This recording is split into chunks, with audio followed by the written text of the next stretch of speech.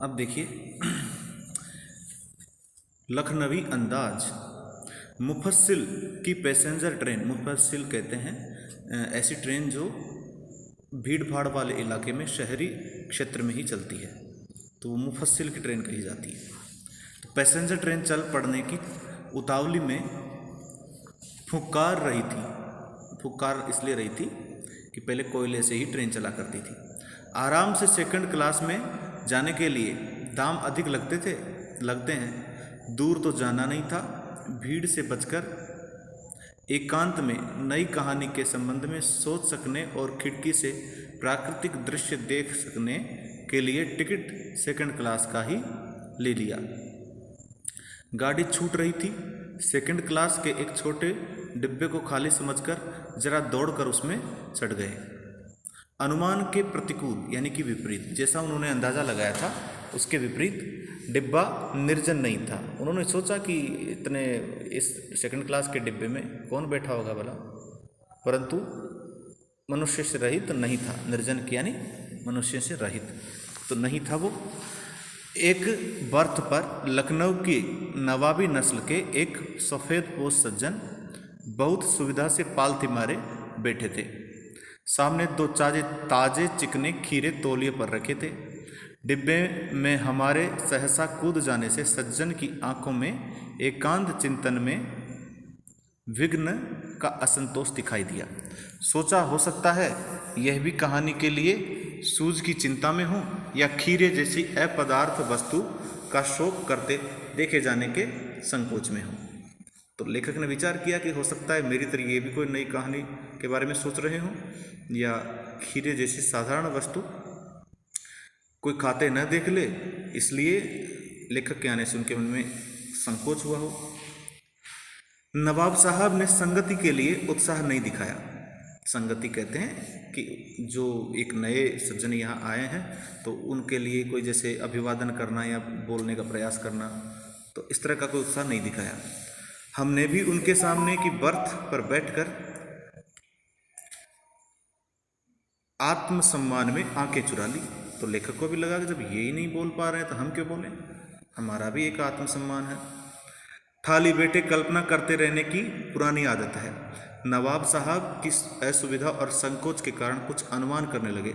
संभव है नवाब साहब ने बिल्कुल अकेले यात्रा कर सकने के अनुमान में किफ़ायत के विचार से सेकंड क्लास का टिकट खरीद लिया हो और अब गवारा न हो कि शहर का कोई सफ़ेदपोश उन्हें मंझोले दर्जे में सफ़र करता देखे। अकेले सफ़र का वक्त काटने के लिए ही खीरे खरीदे होंगे। लेखक ऐसा कल्पना कर रहे हैं कि उनको ये सोचकर वो सज्जन चढ़े होंगे कि इस डिब्बे में भला कोई क्यों चढ़ेगा, तो इसलिए अकेले यात्रा करने के लिए खीरे खरीदें ताकि उनको खा सकें।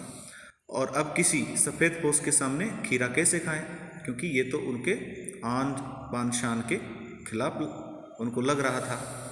अकेले में भले ही खा लेते लेकिन दूसरों के सामने ऐसी साधारण चीज़ को खाना उनके शान के खिलाफ हो गया। हम कनखियों से नवाब साहब की ओर देख रहे थे। नवाब साहब कुछ देर गाड़ी की खिड़की से बाहर देखकर स्थिति पर गौर करते रहे। ओह, नवाब साहब ने सहसा हमें संबोधन किया। आदाब अर्ज, जनाब खीरे का शौक फरमाएंगे। देखिए, एक बनावटी व्यवहार उन्होंने दिखाने का प्रयास किया। खीरे का शौक फरमाएंगे। नवाब साहब का सहसा भाव परिवर्तन अच्छा नहीं लगा। भांप लिया, आप शराफत का गुमान बनाए रखने के लिए हमें भी मामूली लोगों की हरकत में लथेड़ लेना चाहते हैं। अर्थात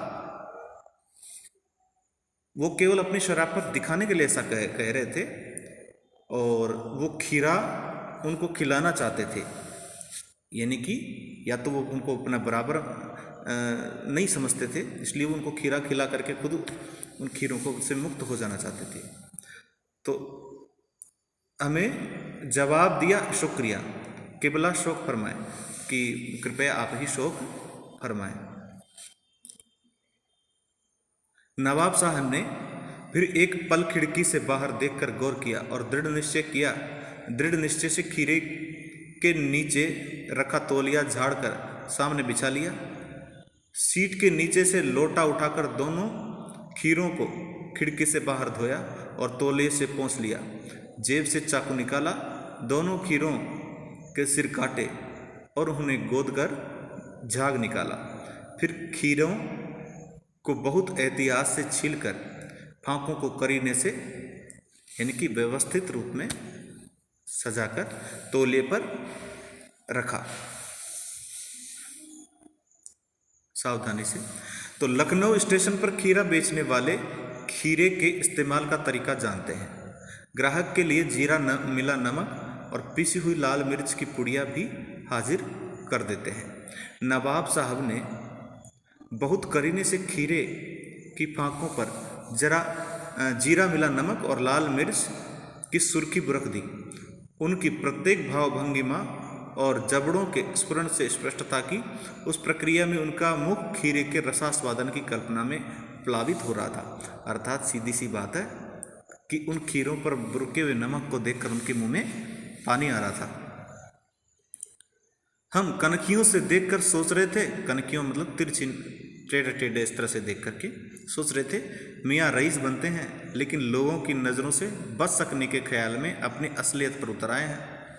यानी कि वैसे तो रईस बनते हैं, पूरे ठाट बाट से रहते हैं, लेकिन अपनी लोगों की नज़रों से बचने के लिए असलियत क्या है कि छुप करके खीरे खाने का प्रयास, ये असलियत है। नवाब साहब ने फिर एक बार हमारी ओर देख लिया। वल्लाह शौक कीजिए तो कृपया आप भी लीजिए। इस तरह से ये उनका कहने का तरीका है। लखनऊ का बालम खीरा है, अर्थात प्रसिद्ध खीरा है लखनऊ। बालम यानी प्रसिद्ध।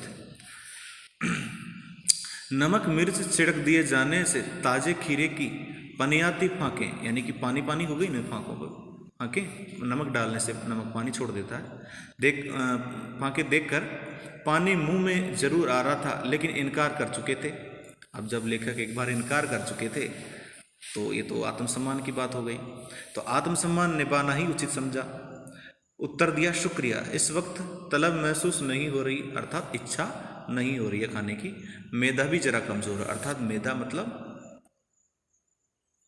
हाजमा, मैदा यानी पेट का पाचन शक्ति है, हाजमा कमज़ोर है। केवल शौक फरमाएं, कृपया आप खाइए। नवाब साहब ने सतृष्ण आंखों से नमक मिर्च के संयोग से चमकती खीरे की फांकों की ओर देखा। सतृष्ण का मतलब इच्छित आंखों से, जिनके मन में आंखों में ये इच्छा हो कि इनको अब ग्रहण किया जाए। खिड़की के बाहर देखकर दीर्घ निश्वास लिया, यानी कि लंबा सांस छोड़ा। खीरे की एक फांक उठाकर होठों तक ले गए, फांक को सूंघा, स्वाद के आनंद में पलकें मूंद ली। पलकें मूंद गई। मुंह में भर आए पानी का घूंट गले से उतर गया, यानी कि अब उसको सूंघने से मुंह में पानी भी तो आ गया, तो उसको मुंह में जो पानी आया तो उसे वापस निकला। तब नवाब साहब ने फांक को खिड़की से बाहर छोड़ दिया। नवाब साहब खीरे की फांकों को नाक के पास ले जाकर वासना से, यानी कि इच्छा से, कामुकता से रसास्वादन कर खिड़की के बाहर फेंकते गए। यानी कि वासना यहाँ पर बहुत ज़्यादा किसी वस्तु को ग्रहण करने की लालसा, या उसमें डूब जाना। तो रसास्वादन कर खिड़की के बाहर फेंकते गए, यानी कि केवल एक मनोभाव में ही उनका आस्वादन करते गए, खाया नहीं, केवल सूंघा और उससे जो मुंह में पानी आया उसको निगल लिया और उसको बाहर फेंक दिया खीरे को। नवाब साहब ने खीरे की सब फांकों को खिड़की से बाहर फेंक कर तौलिए से हाथ और होठ पोंछ लिए और गर्व से गुलाबी आंखों से हमारी ओर देख लिया, यानी कि आंखें थोड़ी लाल थी उनकी, मानो कह रहे हो यह है खानदानी रईसों का तरीका। यानी छोटी मोटी चीज़ को हम खाते नहीं हैं, इसको तो सूंघ कर ही हम तृप्त हो जाते हैं। तो ये वो अपनी रईसी दिखा रहे थे, यानी कि रस्सी जल गई पर बल नहीं गया। नवाबी चली गई लेकिन अब भी ऐंठ वही। नवाब साहब खीरे की तैयारी और इस्तेमाल से थक कर लेट गए। हमें तस्लीम में सिर खम कर लेना पड़ा। यह है खानदानी तहजीब, यानी कि उन्होंने भी सिर पीट लिया। तहजीब, नफासत और नजाकत। तहजीब यानी संस्कार, नफासत यानी अंदाज और नजाकत यानी कोमलता, नाजुक चीज़ें जो होती है यानी कोमलता। हम गौर कर रहे थे खीरा इस्तेमाल करने के इस तरीके को खीरे की सुगंध और स्वाद की कल्पना से संतुष्ट होने का सूक्ष्म, नफीस और एब्स्ट्रैक्ट तरीका ज़रूर कहा जा सकता है, परंतु क्या ऐसे तरीके से उदर की तृप्ति भी हो सकती है? इससे संतुष्टि तो नहीं हो सकती, तृप्ति तो नहीं हो सकती। नवाब साहब की ओर से भरे पेट के ऊंचे डकार का शब्द सुनाई दिया और नवाब साहब ने हमारी ओर देखकर कह दिया, खीरा लजीज होता है, यानी कि बड़ा ही स्वादिष्ट होता है, लेकिन होता बड़ा शकील है, यानी कि थोड़ा कठोर होता है। नामुराद मैदे पर बोझ डाल देता है, अर्थात पाचन शक्ति कमज़ोर कर देता है। उनका अनुसार यह है, यानी कि पचता नहीं आसानी से। ज्ञान चक्षु खुल गए। अब लेखक इतनी देर से ये सब प्रक्रिया देख रहे थे तो उनके ज्ञान चक्षु खुल गए। पहचाना ये है नई कहानी के लेखक, जो नई कहानी वो लिखना चाहते थे उसके लेखक आज उनको दिखाई दे गए। खीरे की सुगंध और स्वाद की कल्पना से पेट भर जाने का डकार आ सकता है तो बिना विचारे घटना और पात्रों के लेखक की इच्छा मात्र से नई कहानी क्यों नहीं बन सकती? कोई विषय का होना ज़्यादा ठीक जरूरी नहीं है, तो केवल लेखक के विचार, घटना और पात्रों और लेखक के इच्छा मात्र से ही ये कहानी बन सकती है। ठीक वैसे ही जैसे खीरे को सूंघ कर ही स्वाद लिया जा सकता है तो कहानी भी बन सकती है। तो लेखक यहाँ पर एक प्रकार से व्यंग्य कर रहे हैं इस सामंतवादी विचारधारा पर, इस नवाबी झूठी शान पर, वो उस नवाब पर, यानी कि जो झूठी शान वो दिखाने का प्रयास कर रहे हैं उस पर वो व्यंग्य कर रहे हैं। यही पाठ का सार है।